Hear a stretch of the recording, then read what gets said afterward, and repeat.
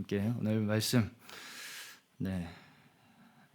나누면서 먼저 한 가지 일반적인 이야기를 좀 나누면서 시작하겠습니다. 최근에 범죄 수사 방식이 있어요. 범죄 수사 방식 중에 사람들의 많은 관심을 받는 분야가 있습니다. 여러분이 이제 잘 아시는 분이 이 분야의 전문가가 누구냐면 표창원이라는 분이에요. 뭔지 아시겠나요?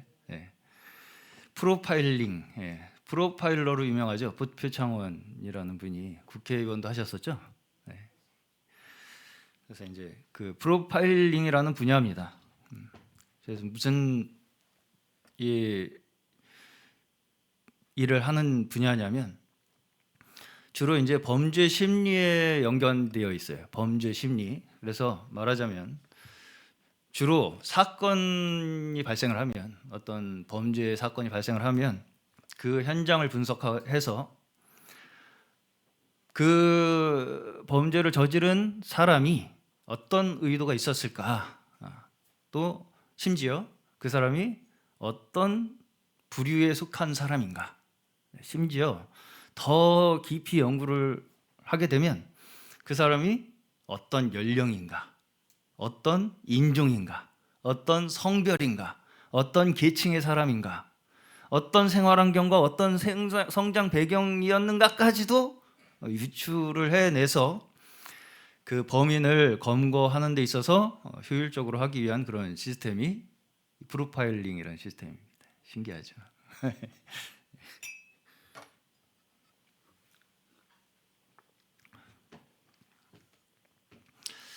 그래서 이제 범죄자의 그런 어떤 환경적 원인, 그렇죠? 그래서 성장 배경 이런 것들이 그 사람이 그렇게 범죄를 저지르게 된 그 동기에 어떤 연관성, 어떤 개연성이 있는가를 분석을 해서 어떻게 보면 잠재적으로 일어날 수 있는 범죄까지도 어느 정도 이제 예측해서 예방을 하겠다, 이런 취지의 분야가 프로파일링이라는 분야입니다.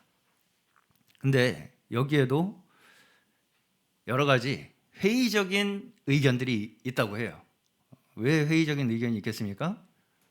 왜냐하면 그렇게 우리가 막 범죄자들이 어떤 환경에서 어떤 원인에 의해서 그렇게 범죄를 저질렀는가를 열심히 연구를 해도 그 비슷한 환경에서 살고 있는 사람들이 너무 많기 때문이에요.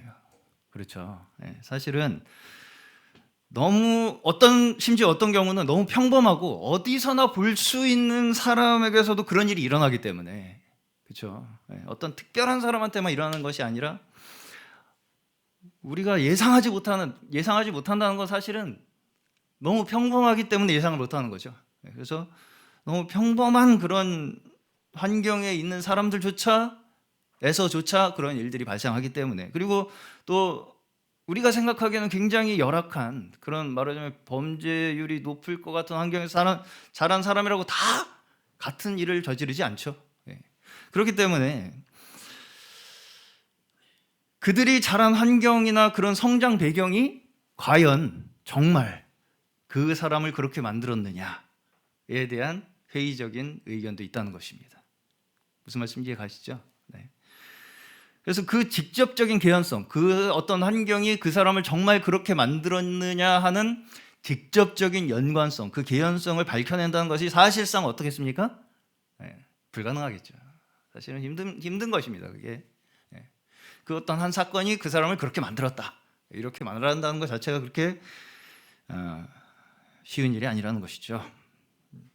자, 이걸 가지고 이제 영화를 만든 게 하나가 있어요. 뭐였냐면 굉장히 좀 이제 십수년 된 영화인데, 마이너리티 리포트라는 영화 혹시 제목 들어보셨어요? 못 들어봤어요?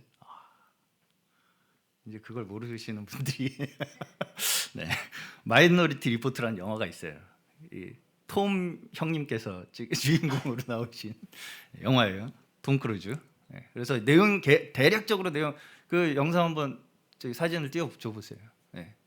저희 이제 막 손으로 이렇게 막 뭐 이렇게 화면 막, 그게 이제 제일 유명한 장면이에요. 마이너리티 리포트라는 영화에. 그래서 이제 그 다음 사진에 저렇게 이제 세 명이 누구냐면 예언자들이에요. 세 명이, 저 세 명이 예언자인데, 저 사람들이 이제 어떤 한 이제 그 시스템, 컴퓨터 시스템에 연결이 돼서 그 사람들의 예언의 생각이 화면에 나타나요. 그래서 저 세 사람이 동시에 같은 예언을 하면 그 사건은 발생하는 것이다라고 이제 확정을 해서 앞으로 일어날 범죄를 예상해서 미리 범인을 검거하겠다라는 내용이 이 영화의 내용입니다. 네, 됐습니다.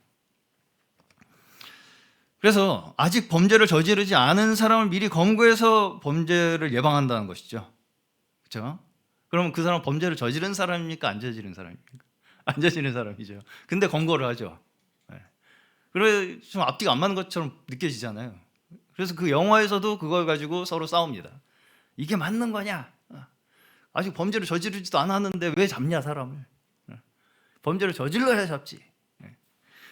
그걸 가지고 서로 영화 속에서도 이렇게 이제 의견 대립을 하는 것이 그 속에서 나와요. 자, 결말은 안 보신 분들을 위해서 얘기하지 않겠습니다. 저는 이제 그 영화를 보면서 뭘 느꼈냐면, 참 사람들은 어쨌든 간에 예언자까지 동원을 하면서 어떻게 하고 싶어요? 그 원인을 파악하고 싶어야죠. 그 일이 왜 일어나는가 이걸 파악을 해서 예방을 하고 싶은 거죠. 한마디로 우리에게 발생할 문제를 예방을 하고 싶은 거잖아요. 그렇죠? 근데 결국은 사실은 아무리 우리가 그렇게 연구를 하고 막 고민을 하고 뭔가 예측을 할 수 있는 어떤 그런 시스템을 막 갖춘다고 해도 사실은 우리가 할 수 있는 것이 그렇게 많지 않다. 이걸 느꼈습니다. 거기까지만 말씀드리겠습니다. 자, 우리는 결과적으로 이미 일어난 사건의 원인, 그렇죠? 이미 사건이 벌어진 것에 입각해서 그 원인을 어떻게 할 수밖에 없어요? 과거나 범죄자의 과거나 그 사람이 겪었던 환경에 끼워 맞추는 일밖에 사실은 할 수가 없는 거예요. 그렇죠? 예측을 한다기보다는 이미 어떤 사건이 벌어지면 그 사건을 그 사람이 왜 했는가를 그냥 그 사람이 자라왔던 환경이나 조건에 끼워 맞추는 일밖에 할 수가 없다. 자, 물론 그런 노력들이 범죄자를 검거하는 데 도움이 되는 부분이 있습니다. 그렇게 해서 그런 어떤 데이터를 누적을 시켜서 이런 사람들이 범죄를 저지를 확률이 높다, 이런 어떤 데이터를 가지고 범죄자를 검거하는 데 도움이 되는 부분도 있고, 또 범죄율을 봤을 때 예방에도 어느 정도 효과가 있는 것으로 그렇게 나타나기도 합니다. 그럼에도 불구하고 정말 우리가 그 알고 있는 그 정보들이 정말 그 사건의 원인이 되는가에 대해서는 우리가 사실은 알 수 있는 길이 없어요. 없죠. 네. 정말 그 사건이 그 일이 일어나게 했는가에 대한 그 개연성, 그 원인을 우리가 밝혀낸다는 것 자체는 사실 우리가 할 수 있는 일이 아니라는 것입니다. 자, 저는 왜 실로암 이야기를 하면서 왜 이런 얘기를 할까 좀 예상이 되시나요? 저번 주에 저는 요한복음 9장에서 예수님과 제자들의 대화 속에 나타나는 이 대립적 구도에 대해서 말씀을 드렸었습니다. 기억나시죠? 네. 근데 이제 여기서 보시면 제자들도 결국은 뭘 하는 것입니까? 프로파일링을 하고 있는 거예요. 프로파일링. 네. 이 문제, 이 사람이 갖고 있는 문제에 대해 분석을 하기 위해서 물어보죠. 그 원인, 이런 일을 당한 원인이 어디 있느냐? 너에게 있느냐? 네 부모에게 있느냐? 이렇게 물어보죠. 네. 어떤 죄를 지었길래 어떤 원인에 의해서 이런 문제가 발생했는가? 이걸 분석을 해보겠다는 얘기입니다. 분석을 해보겠다. 자, 근데 예수님의 답변은 문제가 거기 있는 것이 아니라는 거예요. 너희들이 궁금해하는 거기에 문제의 원인이 있는 것이 아니라는 얘기입니다. 그것이 예수님의 답변이었어요. 자, 오늘도 실로암 얘기를 그 이후에 이야기를 조금 더 나눠보려고 합니다. 자, 먼저 이 요한복음 9장의 주인공, 날 때부터 소경된 자, 이 사람은 다른 사건들, 예수님께서 병을 고쳐주신 다른 사건들과는 조금 다른 부분이 있어요. 어떤 것이냐면 다른 사람들은 최소한 옷자락이라도 건듭니다. 옷자락이라도.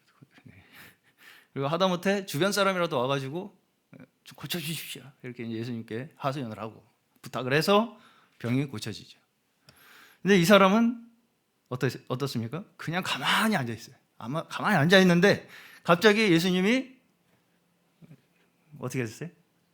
땅에 침을 뱉으시더니 진흙을 이겨가지고 눈에도 쓱 바르더니 가서 씻고 와. 실로암 가서 씻고 와. 그냥 그걸 당하고만 있었어요. 이름도 몰라 이 사람. 심지어 연못 이름만 알아요. 우리는. 그렇죠. 연못 이름만 유명하고 이 사람 이름은 몰라요. 네.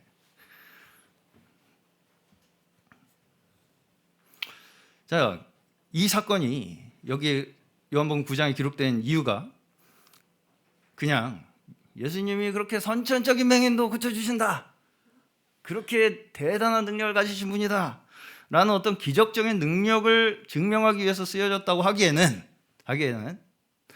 여기에 담겨진 의미들이 그렇게 단순하지만 않습니다. 9장 전체 내용이 그 내용이에요. 이 사건을 조금 더 우리가 정확히 이해하기 위해서 뭘 우리가 좀 이해할 필요가 있냐면 8장을 이해할 필요가 있습니다. 그래서 제가 사실 8장을 우리가 먼저 이야기를 하고 9장을 나눴으면 이해가 더 좋았을 텐데 제가 오늘 8장을 간단하게 내용이 무엇인가를 말씀을 드리고 이해를 돕도록 해보겠습니다. 자, 8장의 마지막 구절이 뭔지 한번 보시겠어요? 8장의 마지막 구절, 요한복음 8장의 마지막 구절 뭐예요? 이진호 형님.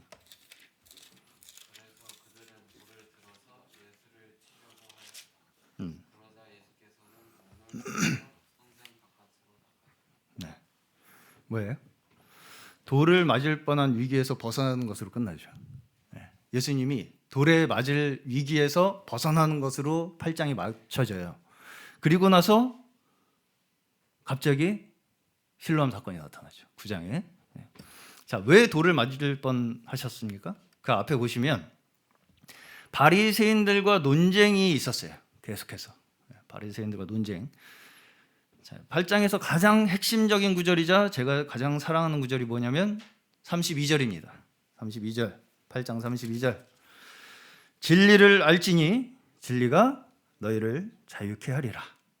제가 다녔던 고등학교 정문 앞에 쫙 서 있었어요. 이게 영락고등학교였거든요. 그때는 그게 뭔지도 몰랐습니다. 지금 보니까 너무 중요한 귀한 말씀이에요. 자, 근데 이제 이 귀한 말씀을 듣고 유대인들이 어떻게 반응을 했냐면 어떻게 반응했어요? 우리가 언제 종된 적이 있다고 뭔 헛소리냐, 이렇게 반응을 했어요. 우리가 언제 종됐다고, 우리가 무슨 자유가 필요하냐, 지금 나 지금 자유하다 지금. 그렇죠? 네. 그러니까 예수님께서 그들한테 뭐라고 이야기를 하시냐면 니들이 애비가 마귀라서 못 알아듣는 거다. 이렇게 말씀을 하세요. 애비가 마귀라서 니들이 못 알아듣는 거야. 그러니까 유대인들이 예수님한테 또 뭐라고 비아냥거리냐면 우리 보고 마귀 새끼라고? 그러면 우리가 당신 귀신 들렸다고 하면 뭐라고 할 거야? 이렇게 이제 비아냥거려요. 우리 보고 마귀 새끼라고 하면 나도 당신한테 당신 귀신 들렸다고 할 거야. 그럼 뭐라고 할 건데? 이렇게 이제 비아냥거린다고. 그러니까 예수님께서 뭐라고 말씀하시냐면 나는 진리를 말하고 있는데 너희가 듣지 못하는 것이다 지금. 나의 행함이 아버지께서 보내심을 이야기하고 있고 나의 말하는 것이 아버지가 말씀하시는 것을 이야기하고 있는 것인데 너희가 하나님을 아버지라고 하면서 왜 듣지 못하느냐. 그렇죠? 아브라함이 너희 조상이라면서 그러면서 아브라함은 내가 오는 이 날을 고대하고 기대하고 기뻐했는데 왜 너희는 나를 죽이려고 하느냐 라고 대답하세요.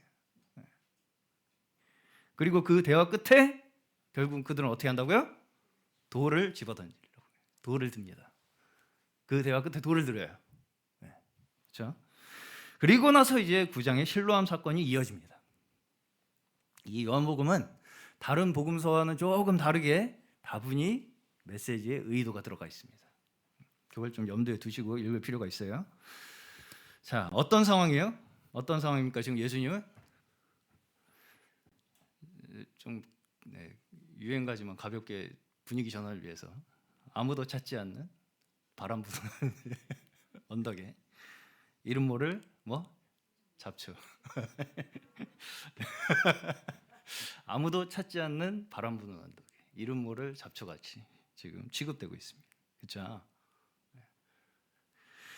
요약하면 예수께서 우리에게 오셔가지고 잘 설명하고 예수님께서 우리를 잘 설득하셔가지고 뭔가 기적을 막 보여주시고 그래서 우리가 잘 설득당하고 기적을 보고 놀라워 해가지고 그래가지고 우리가 영접하는 것으로 지금 구원하십니까? 예수님께서?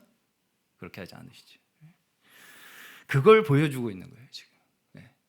그런 우리를 논리적으로 막 잘 설득을 해가지고 기적을 확 보여줘가지고 그래서 우리가 뭔가 설득당하고 거기에 혹해서 우리가 그걸 믿고 영접하게 될 것이라는 것을 가지고 지금 일을 하시는 것이 아니라고요. 그게 8장입니다.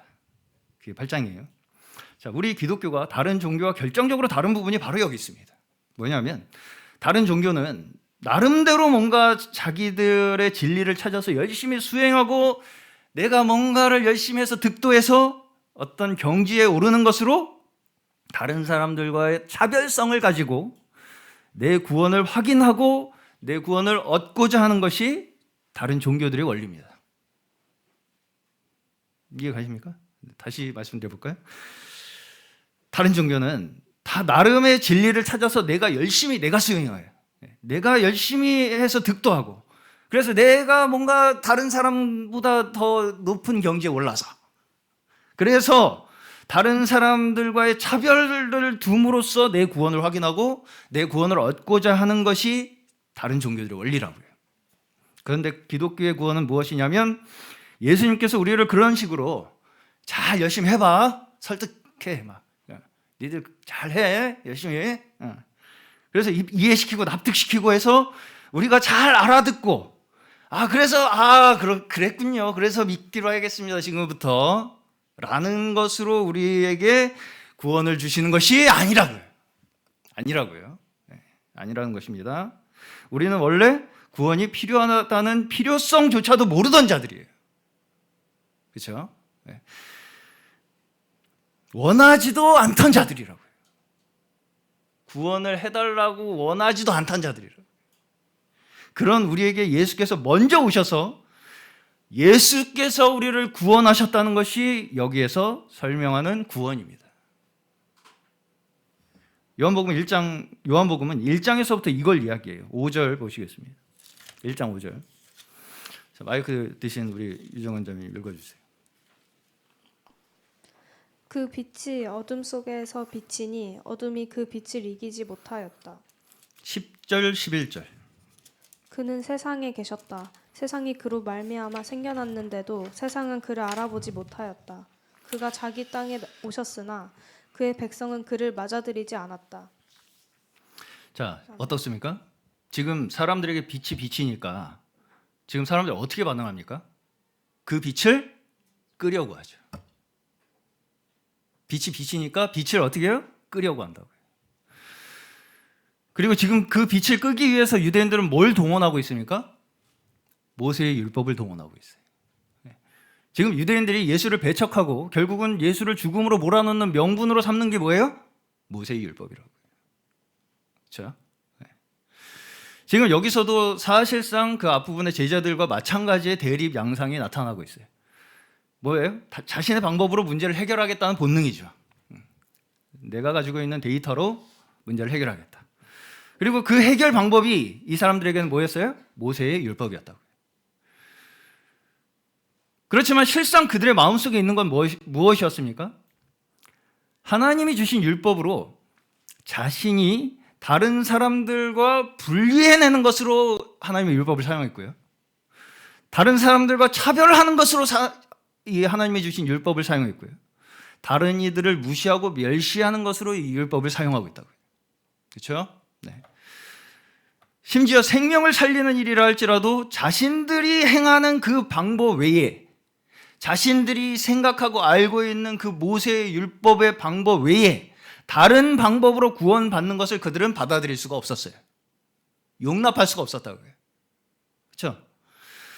지금 예수님께서는 그걸 지적하시는 것입니다. 너희가 하나님을 아버지라고 부른다면, 너희가 하나님으로 아버지라고 너희 입으로 그렇게 부르고 있다면 내가 하는 일과 내가 하는 말을 통해서 너희는 반드시 하나님을 보게 될 텐데, 너희가 죄 가운데 있기 때문에 너희가 지금 알지 못하는 것이라는 거예요. 네. 그랬더니 유대인들이 어떻게 했습니까? 저희가 그렇게 무지하고 죄악된 사람들이었군요. 이렇게 했습니까? 돌을 들죠. 돌을 들어요. 바로 돌을 듭니다. 그리고 결국 어떻게 했어요? 십자가에 못 박았죠. 이것이 복음서의 결말입니다. 복음서의 결말은 이렇게 끝나요. 복음서의 기록은 예수님께서 우리에게 어떤 구원받을 수 있는 방법을 설명하신 기록이 아닙니다. 그렇죠? 예수께서 증거하신 그 진리에 대해서 인간이 어떻게 반응하고 있는가에 대한 기록이 복음서예요. 알아듣지 못하고 알아보지 못할 뿐만 아니라 빛을 끄고 파 묻어버리려고 하는 것이 인간의 반응이라는 것이 복음서의 기록의 핵심이에요. 우리를 구원하는 방법은 어떤 논리적인 설득이나 이해에 있는 것이 아니라 뭘로만 된다고요? 피가 흘려지는 것으로만 된다고요. 그것이 성경에서 계속해서 증언하는 바입니다. 우리가 설득될 것 같습니까? 말로? 우리가 그런 어떤 기적으로 우리가 이해될 것이라고 생각하십니까? 피가 흘려져야만 된다고요. 자, 실로암 장면에서는 조금 특이한 장면이 하나가 있습니다. 예수님이 침으로 흙을 개서 눈에 바르시는 장면이 좀 특이한 장면이, 그렇죠? 자, 예수님 침은 로얄 젤리라서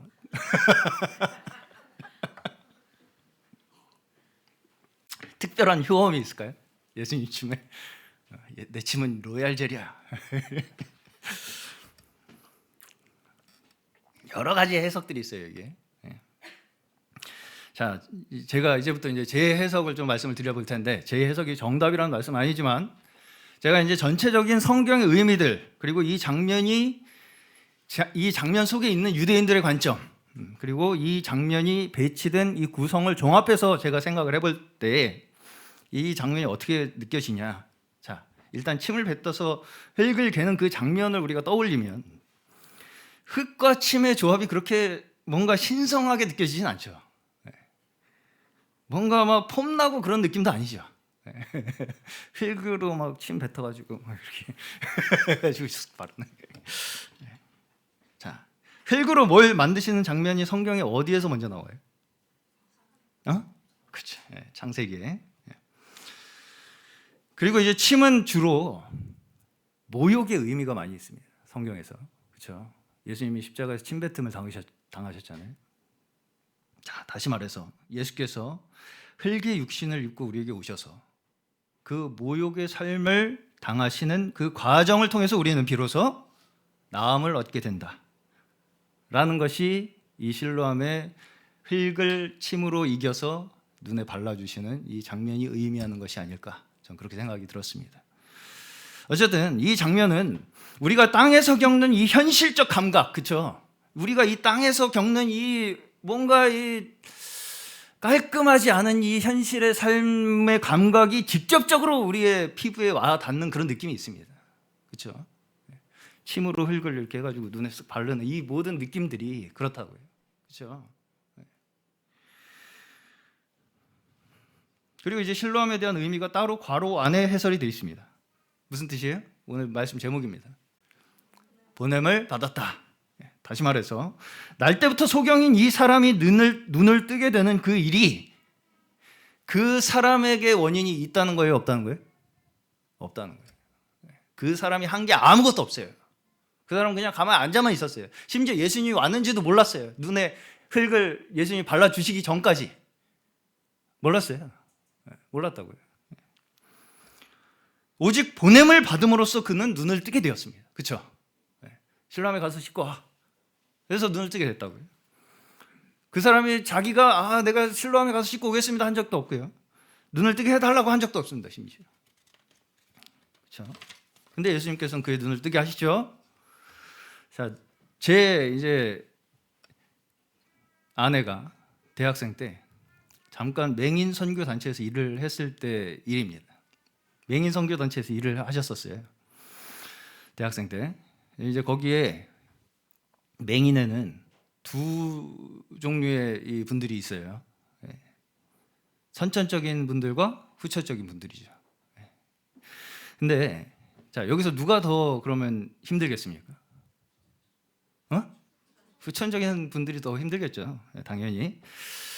자, 오히려 선천적인 맹인은 우리가 걱정하고 생각하는 것보다 그렇게 불편함을 못 느낀다고 합니다.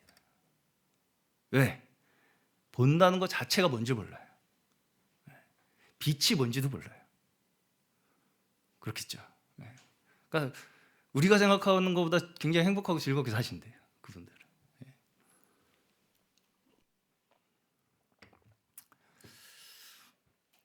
여기 실로암의 주인공도 선천적 맹인이죠. 선천적 맹인. 그렇죠? 사실 이 사람은 자기가 보아야 할 필요성 자체를 우리가 생각하는 것처럼 그렇게 크게 느끼지 못하고 있었을 거예요. 내가 직접 봐야 되나? 보는 게 뭔지도 모르잖아요, 지금 사실. 저번 주에 말씀드렸다시피 그 사람의 더 큰 고통은 뭐였겠습니까? 주변 사람들의 멸시, 천대, 냉대, 핍박. 그렇죠? 부모가 무슨 죄를 지었길래, 전생에 뭔 죄를 지었길래, 이거죠. 이 사람은 예수님이 지나가도 알 방법이 없습니다. 사실상 예수님이 그를 붙잡지 않으면 그는 예수님을 찾는 것 자체가 불가능해요. 그렇죠? 자기의 힘으로. 자, 우리가 구원에 대해서 혼동하는 부분이 바로 여기입니다. 예수 믿으면 천국 간다. 지금 죽으면 천국 갈 자신 있어요? 있어요, 없어요? 네. 자꾸 근데 이런 걸로 우리가 내가 구원을 받았나 안 받았나를 확인하려고 한다는 거예요, 우리가. 자, 물론 이 말이 완전히 틀린 말은 아니지만 그 말 속에 예수 믿으면 천국 간다. 지금 죽어도 나 천국 간다. 이 말 속에는 사실은 더 큰 복음의 본질적 의미들이 거기 들어있는 거예요. 이걸 잘못해서 우리가 단순하게 예수 믿으면 천국 간다, 이걸 수학 공식처럼 대입을 해서 생각하다 보면 잘못하면 어떻게 되냐면, 나는 지금 믿어서 천국 갈 건데 넌 안 믿어서 지옥 가겠네. 너 불쌍하네. 이렇게 접근하게 된다고요, 잘못하면. 자, 우리 자매님들, 아직 결혼하지 않으신 자매님들께 제가 한 가지 경고를 하겠습니다. 자꾸 오빠가 나 믿냐고 물어보면 믿지 마세요. 자꾸 나 믿냐고 물어보는 오빠일수록 믿지 마세요. 물어보셨어요? 믿냐고? 자, 거기서 오빠 믿냐는 그 말에 뭘 믿냐는 거겠습니까? 오빠의 뭘 믿냐? 오빠의 존재를 믿냐? 나의 존재? 나는 존재하느니라, 이거예요? 아니면 뭐 오빠의 변치 않는 사랑? 약속? 계획? 그렇죠? 자, 믿음을 확인하는 것은 사실은 누구만 할 수 있어요? 예수님만 할 수 있는 거예요. 믿음을 확인하는 것은 너 믿느냐를 확인하고 물어볼 수 있는 사람은 예수님밖에 없다고요. 그리고 내가 그 믿음을 고백하는 대상도 예수님일 수밖에 없어요. 그걸 우리끼리 서로 믿냐 안 믿냐 옥신각신 그걸 가지고 믿음을 증명하는 것 자체가 사실은 그렇게 큰 의미가 없을 수가 있습니다. 나는 믿는다. 남보다 더 확실하게 믿는다. 나는 그게 내가 구원받은 명분이라고 만약에 생각하신다면 다시 한번 생각해 보셔야 할 필요가 있다고 말씀을 드리고 싶습니다. 자, 저번 주에도 제가 이 질문을 했어요. 구약 이스라엘 백성들에게 구원이 먼저였습니까? 율법이 먼저였습니까? 구원이 먼저였죠. 자, 이 말을 다시 하면 우리가 어떤 조건을, 율법을 충족시켜서 열심과 특심으로 얻는 것이 구원의 조건이라는 거예요? 아니에요? 아니죠. 아니에요. 예. 하나님께서 우리를 사랑하셔서 먼저 예수를 보내주셔서 구원하셨다는 것이 우리의 유일한 구원의 조건이 되는 것입니다. 이거 헷갈리시면 안 돼요. 정말로. 그래서 기독교의 구원에는 죄가 도입되고요, 그리스도의 피가 도입이 되는 것입니다. 뭘 깨달아서 믿어서 이해하는 것이 조건이 되는 종교에는 피가 필요가 있겠습니까? 없겠습니까? 없어요. 피가 필요가 없어요. 내가 알고 내가 잘하면 되니까. 그렇죠? 근데 거기에는 뭐만 남습니까? 결국은 잘난 나만 남아요. 남보다 더 잘난 나만 남아요, 거기는. 그래서 기독교가 힘든 겁니다. 왜? 기독교에는 죄와 죽음이 왔다 갔다 하거든요. 계속. 흙이 될 때까지 침뱉음을 당해야 되거든요. 그렇죠? 그 모든 과정을 감내하는 것으로만 증명되는 것이 우리의 믿음이기 때문입니다. 좀 어려우시죠, 듣기에. 그럼에도 불구하고 이게 사실이에요. 이게 기독교와 다른 종교의 근본적인 차이입니다. 근데 바로 이것이 우리가 뭐라고 부르는 것이냐면 은혜라고 부르는 거예요. 왜? 우리가 할 수 있는 것이 아무것도 없기 때문에 은혜입니다. 뭘 내가 잘 알아먹어서 내가 조건을 충족시켜서 구원을 받은 것이 아니라 오직 예수께서 우리와 같은 몸을, 육신을 입고 오셔서 모든 죄의 짐을 그 육신에 지고 십자가에서 흘리신 그 피로만 확인되는 것이 우리의 구원이기 때문에 그것을 우리는 은혜라고 부르는 것입니다. 그렇죠? 네. 그리고 우리의 신자의 삶의 성화의 삶, 그렇죠? 이 거룩함이 이루어지는 성화의 삶조차 이 구원의 은혜가 우리를 끝까지 이끌어가는 것입니다. 네. 이걸 자꾸 우리는 뒤집어 확인하려고 그래요. 네. 자꾸 나 하루에 기도 몇 시간 하는데 너 몇 시간 해? 그렇죠? 네. 나보다 많이 하는 사람 있으면 나와봐. 나 성경 필사 몇 번 했는데 나보다 많이 한 사람 있으면 나와봐. 너 몇 번 했어? 너 금식기도 몇 번 했어? 나 몇 번 했는데. 이거 가지고 서로 이제 누가 이제 더 이렇게 그런 걸로 자꾸 가지 말자고요, 우리가. 그렇죠? 그런 얘기입니다.